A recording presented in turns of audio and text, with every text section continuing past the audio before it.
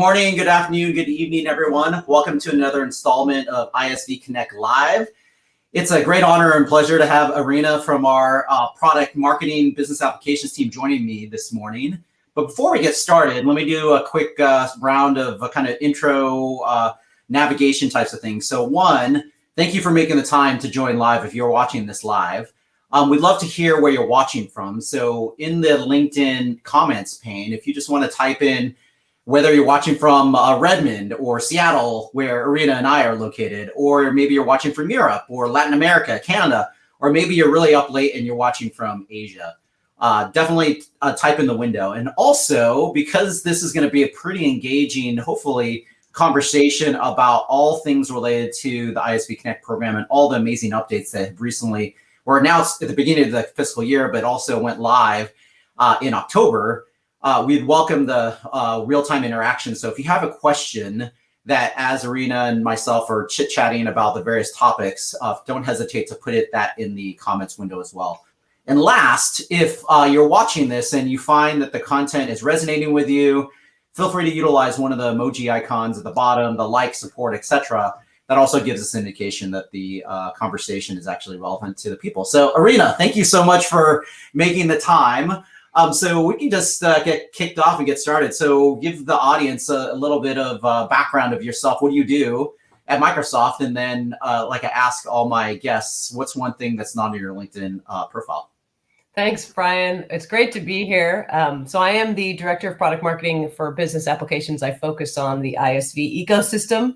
So ISV Connect, the program is near and dear to my heart. I've been working on it for over 2 years now, I think. And I've been at the company for, I think, 24 years. I think last week, my husband and I were talking about this weekend was my 24th anniversary at Microsoft. And to Brian's point, one thing you won't find on my LinkedIn profile is my current job, which is so awful. I really have been spending a lot of time updating it over the years, and it's amazing how you just got to keep updating it. At Microsoft, we really do a lot of job changes, a lot of movement. During the pandemic, I've actually been in 3 different kind of roles, but still focusing on the ISV ecosystem. So I encourage anyone in the chat, or you can send me emails or LinkedIn updates on tips you have for improving my profile. But I definitely have to kind of add the latest and greatest incarnation. But to Brian's point, we focus mostly on helping partners build on the business applications platform and then utilize all of our kind of marketing assets from the business applications product team that I sit in currently. So definitely a great spot at the company and really enjoy this latest stint in my career here. Well, thanks, Erina. Gosh, well, congratulations, 24 years. That is a long time. One more year. And for those of you who aren't aware, at Microsoft, one of the amazing milestones, if you are fortunate enough to make it to 25 years at a single company, which is pretty amazing in itself, you actually get your name engraved in one of the buildings on campus, which is typically the building that houses our executive briefing centers. So Erina, gosh, I mean, it'd be fantastic because then you'll be, I think, the 3rd person that I know. Because one person recently just Greg Nelson recently just left, and he hit 25 years and he retired. And so hopefully a year from now we can celebrate and I can see your name engraved in the only thing is the names are starting to get really, really small as we have more and more people who get to that milestone.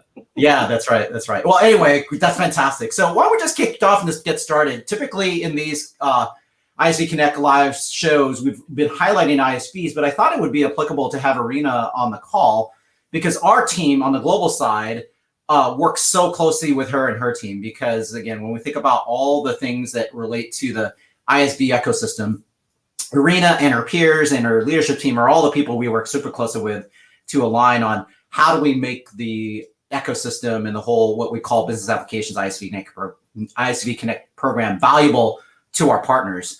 So let's just kick off. When you think about the recent updates, Erina, there are 4 critical things that I think partners, if you're an existing partner already in the program, or someone who might be going, well, what is this? Maybe I should be part of the Microsoft ecosystem. Let's talk about the 4 critical things that I think people should be aware of. So one, of course, is when you get into the marketplace in the program, people think, okay, what are the transaction fees or the marketplace fees? And of course, there's a lot of great news around this regarding what we did with revenue sharing. So why don't you talk a little bit, Erina, about the first topic of revenue sharing as it relates to ISV partners? Absolutely, absolutely. I do think for everyone's kind of background, a few years back when we launched this program, we were very intentional in asking for partners to pay a revenue sharing fee. So, the IP that you build on the platform, when you sell that solution to your customer, we asked for 10 or 20%, depending on what tier you're in, of that. And that was, from a CRM perspective, as I like to say, Salesforce has been doing this for a long time. If you're a CRM, if you're building on kind of the CRM side of the business, or CE as we call it here, you kind of understood that. But a lot of our F&O partners were quite surprised. This was definitely kind of an industry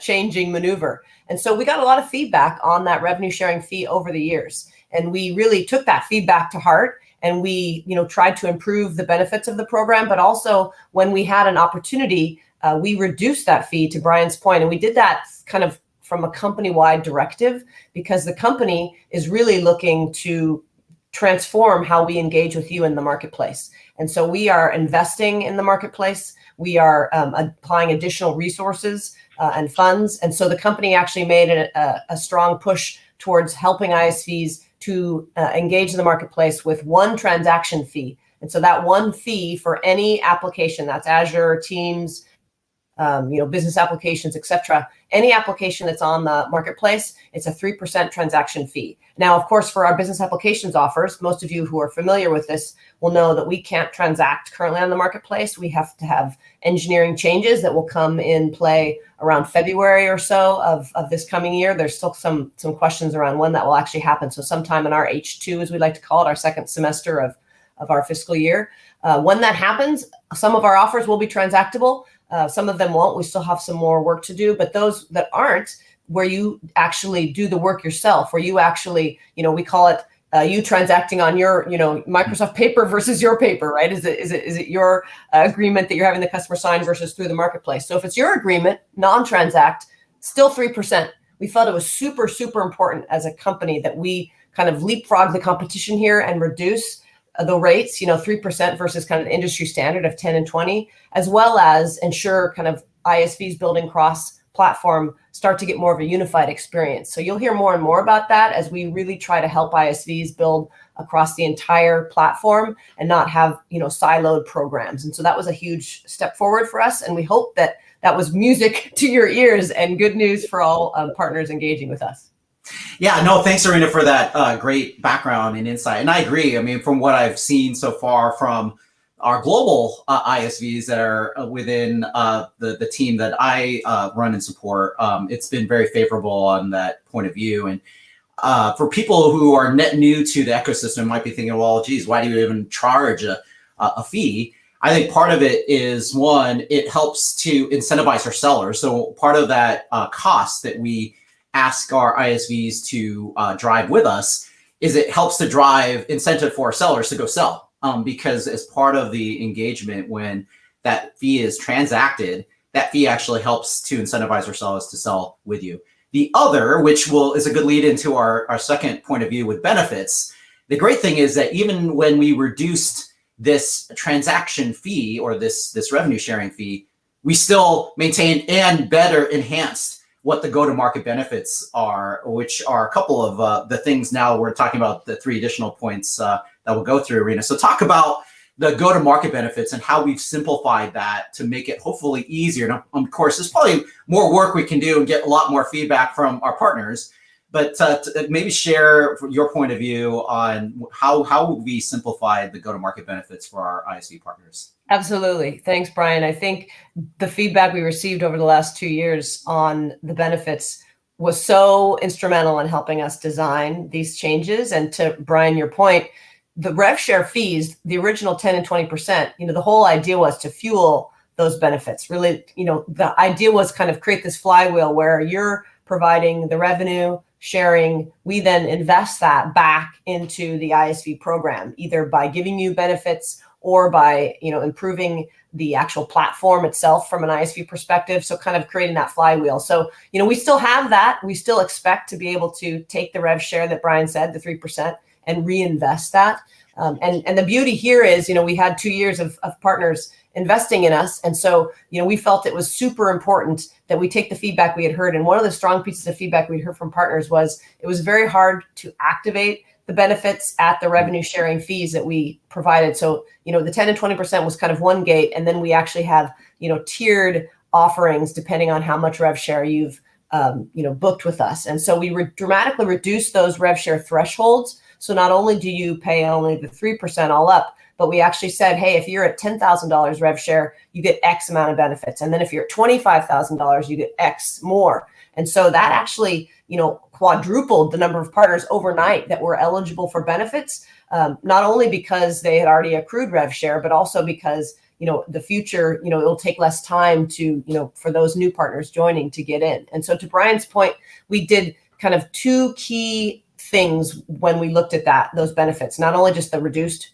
thresholds, but also we wanted to make sure we really improved the core aspects of the benefits. So technical benefits, we got huge amounts of feedback that, we needed kind of better developer and test environments. This is something partners have been telling us for a long time. So as part of that, we provided discounted SKUs. And then when you reach certain rev share thresholds, like I mentioned, those SKUs become free. So you basically have a developer environment for free.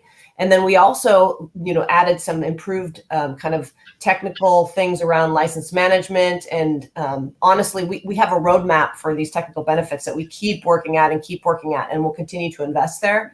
And then the other aspect is go-to-market benefits. Brian mentioned kind of the co-sell ones. We can talk about that as well. But just on the marketing side, partners gave us a lot of feedback that if they were very kind of mature and had been, working with us or a partner for a while, that you had a little bit more of a robust marketing department already. And a lot of the benefits were maybe a little bit more for a partner starting out. So we worked really hard to look at those revenue sharing thresholds. What can we offer? And so we dramatically improved, as an example, our lead generation offerings to really help partners get leads, right? That's kind of what it's all about. Right. And then there's also other things around helping you with geo expansion and, partnering with other partners. Like if you're an ISV who has relationships with SIs and you want to kind of use those partners to help you scale, we really tried to beef those up. So we took all that feedback, and actually, to be perfectly honest, we're continuing to improve these. We're actually working directly with the kind of, back to my point on the cross-cloud concept and having an improved ISV program, we're working directly with the Marketplace Rewards team who helps fulfill benefits on the Azure side,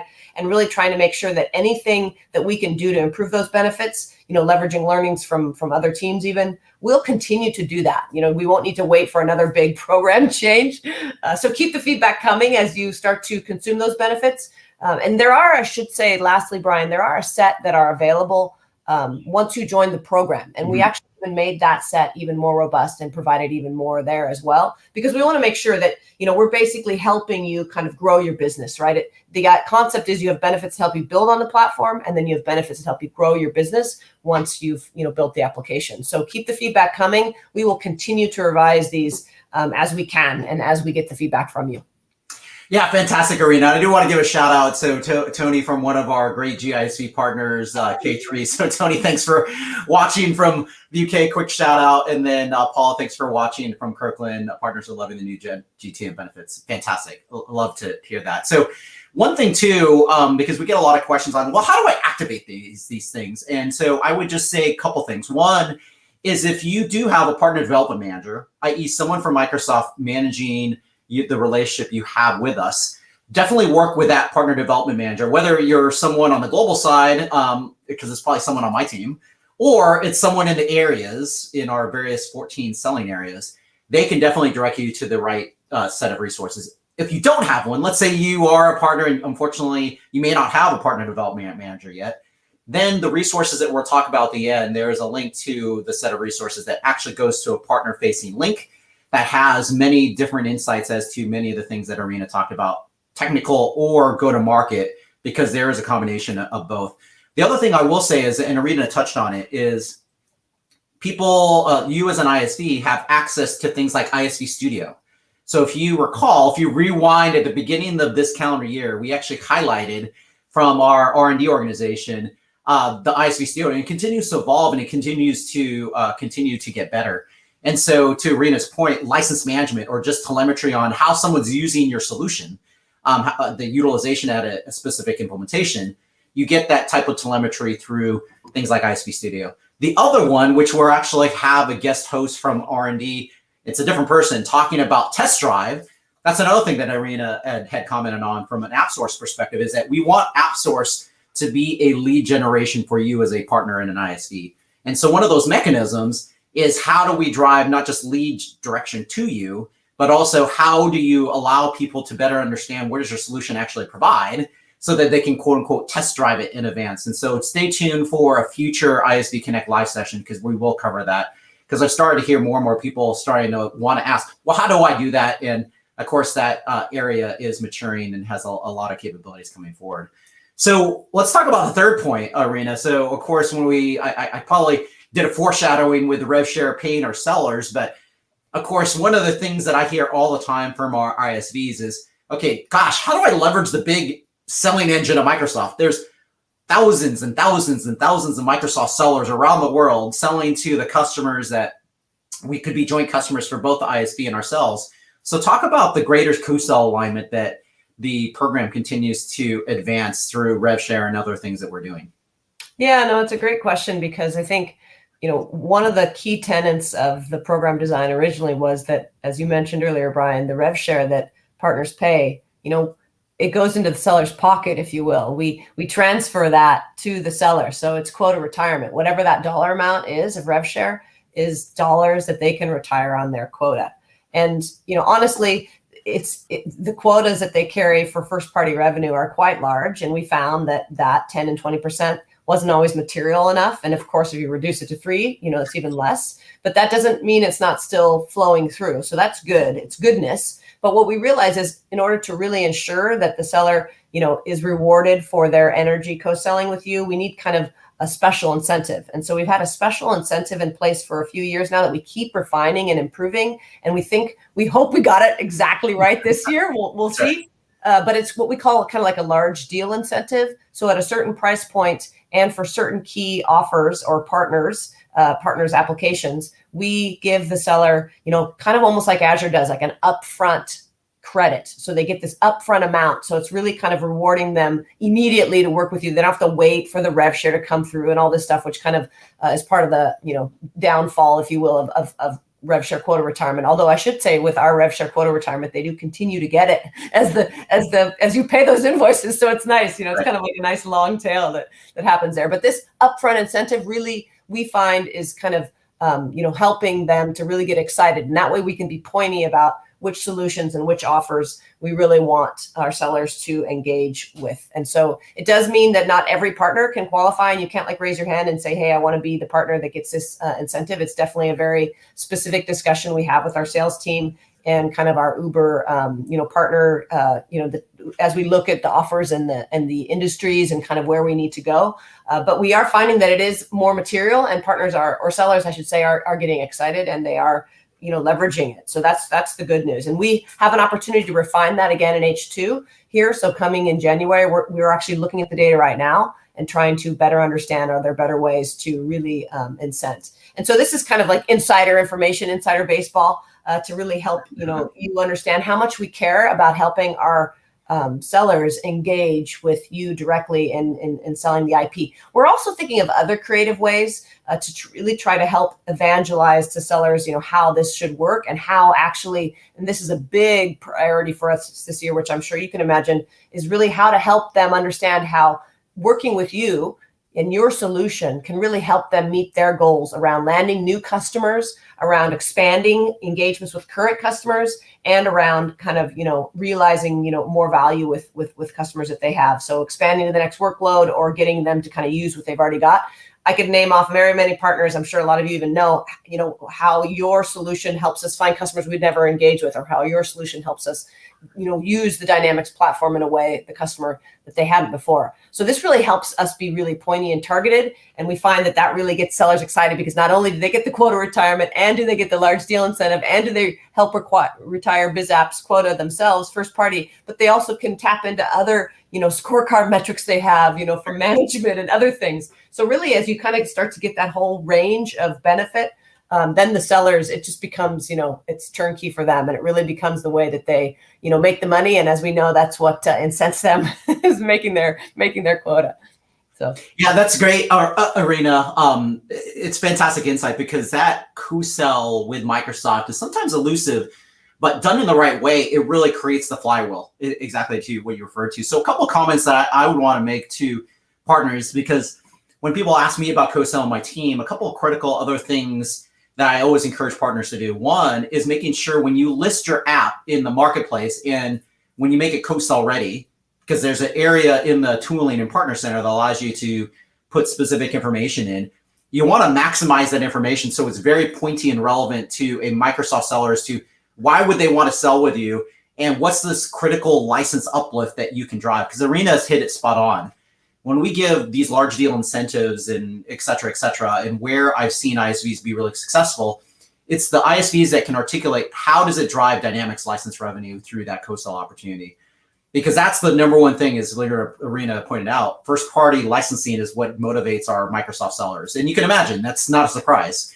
So if the ISV is helping drive those licensing opportunities, especially in net new, what we call dark accounts and opportunities where there isn't Dynamics today, that's really what drives that motivation. And then the second is the taxonomy. So if you want to be found, sometimes when you don't have, if you don't even have a PDM helping support you, the one way that you can actually help yourself be discoverable is ensuring that the taxonomy, whether it's to a sales or industry priority play, that really helps to align yourself to the right sellers, because sellers are focused on a specific segment in Microsoft, either really large accounts, what we call commercial, or small, medium size SMC, which we refer to, or they focus on an industry like financial services, healthcare, et cetera. And if you can tag your solution with the right type of information and assets, that's going to drive the seller potentially and discover you when they're trying to figure out, oh, who is the healthcare ISV for so-and-so?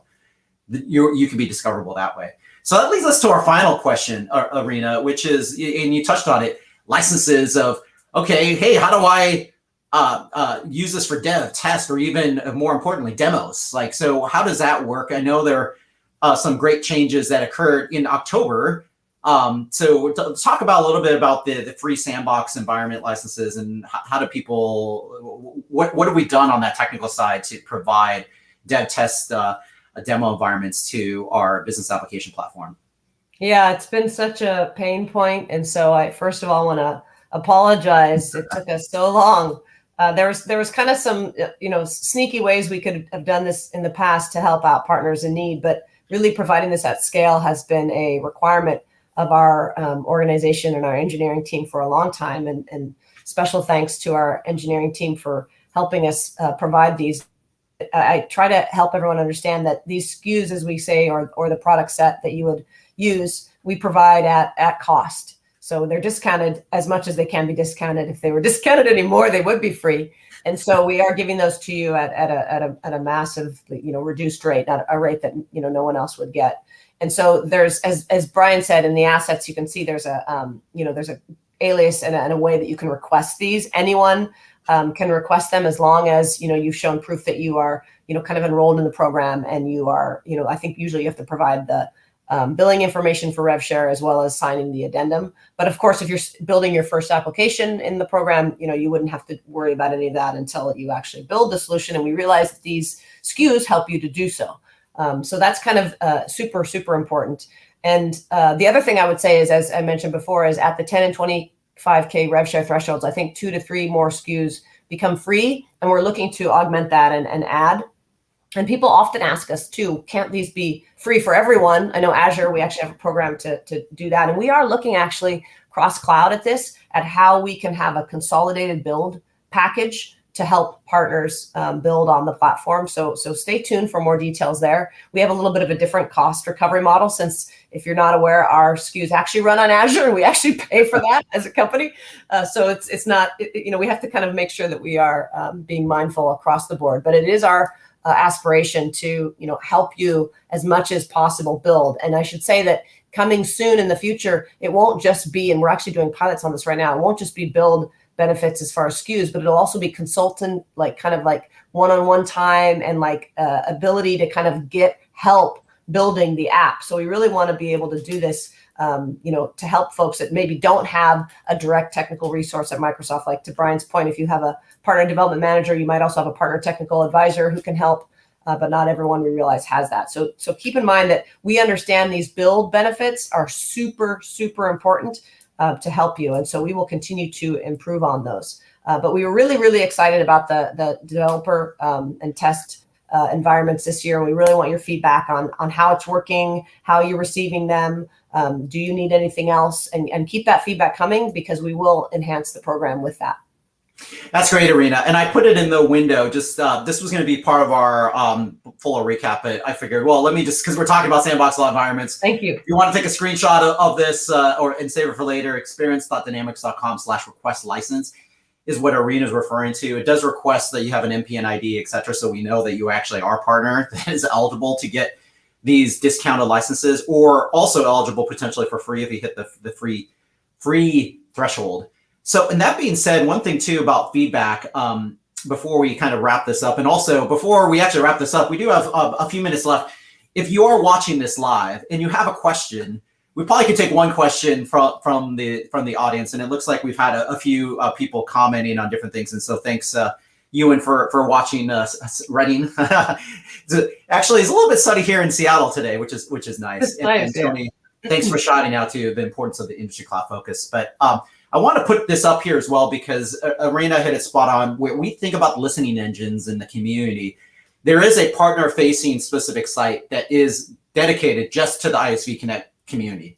And so if you weren't aware of this, John on my team actually put this as a very simple aka.ms link. You actually have to register and log in. Again, it's partner-facing. So if you're not a Microsoft partner, you couldn't see it. But if you are enrolled in the Microsoft partner program, and you log in and you register, you should be able to click on and see this. And this is a community that we want to make sure that that's our one of our listening engines that we're hearing feedback. It also allows you to connect with other partners in the ISV Connect program that are potentially running into the same type of scenarios. So that being said, Erina, what are some of the things that people can take as next steps and learn more, besides, of course, reaching out to you with tips on LinkedIn profiles, looking at your LinkedIn profile or connecting with you? What are some other ways that people can learn more and get started, especially if they're a partner and you're like, wow, I've never even thought about being part of the Microsoft ISV Connect ecosystem, or you are an existing ISV Connect partner and you're like, wow, this is the first time I'm hearing about some of these changes. How do people go about learning more? Well, it definitely, as you noted, the place that I try to tell everyone to go to is our Biz Apps ISV guided experience site, the aka.bizapps ISV page. And I think thank you. And that page, actually, if you watched our Inspire sessions back in July, there was a great update around the program there, as well as, and I always encourage people to check this out, as well as the benefits coming from an Azure perspective and Teams. As a matter of fact, I think the Teams benefits for ISVs building on the platform was just announced as available, similar to the ISV Connect changes that we've been talking about today. We announced them at Inspire back in July, end of July, but they actually took effect or generally available, as we call, last week. So I do want to remind people that those locations and those places will help you to learn more about building across the entire Microsoft platform. And I would say, if you're not enrolled in the program, please look into enrolling, and please look at the benefits and look at everything that we've talked about and take advantage of it if you haven't yet. I think you'll be pleasantly surprised. Another thing, Brian, I forgot to mention in the technical benefits that we really need to do a better job evangelizing is that every year now we are doing a technical summit for all partners in the program. And so last year was the first year we could extend it to everyone. And this was one of the benefits of the pandemic. Everything was digital. So we invited everyone, every partner that was in the program. And so this year we continue to plan that. And so that's, I think, the last week of January, like the 24th through the 27th, if I have the dates right. Invites and all that stuff will be sent to any partner that's in the program. So please join before that, because you will have days of content around how to build on the platform, future roadmap, things that we're doing to design the business applications platform with ISVs in mind, front and center. And so to me, that's just an amazing benefit that, no one else, no other partner base gets. It's really, direct connection with all of us on anything that we can, help you with. So I do think you'll find lots of things that hopefully, as I mentioned, really are better than before. And really the last thing I would say is now is the time to be engaged with us. Not only do we have this great program to help you, but also if you look at the opportunity, the business application space and the opportunity, this is the #1 growing area at Microsoft. We see this, the TAM of this, kind of the addressable market as the larger than any we have. And so the company is super, super excited about it. It wants to do everything we can to enable partners like you, because we can't do it without you. There's no way that we can be, the best at this, compared to our competitors without partners like you. So it's really all about us working together. So please let us know how we can do better. No, thank you so much, Erina. And thank you everyone for watching this live or you watch the recording. Again, I just flashed it up here if you want to bookmark this, screenshot this, aka.ms/Business Application ISV Connect has the links that Erina was referring to, the direct link to our main ISV Connect site, which has a nice walkthrough and also has partner testimonials in there of existing partners that are getting benefits. The other thing would be if you just look do a search for ISV Connect Live as a hashtag, you will find all the other sessions we've done, because this Monday session is typically really focused on really sharing and amplifying the great partners we have in our ecosystem. So next week, I'm going to give a shout out to our next speaker for next Monday, because we do these every Monday. We try to, absent of a holiday or me being on vacation. We actually have a pretty interesting topic for Build for 2030 initiative, a great focus area for ISVs around either biz apps or not, about all these great things that we can do, giving back to our, not just ecosystem, but just positive things back to the global community at large. So look for details that we'll share this week for that session next week. But Erina, thank you so much for making the time. I love partnering with you and your team, because again, you listen to our feedback of what we're hearing from day to day from our partners, from our ISVs, and you talk to ISVs directly as well. And so the partnership we have together across your teams is fantastic. So thanks for making the time to share all these great words of insight to the partners listening, either live or may listen and come across this recording. Thank you. Thank you so much for having me. And I'm sure we'll have more to share soon. And thank you everyone for listening. We appreciate it. Okay, sounds good. Take care, everybody. Continue to be well, be safe. We'll talk soon. Thanks again, Erina. Bye.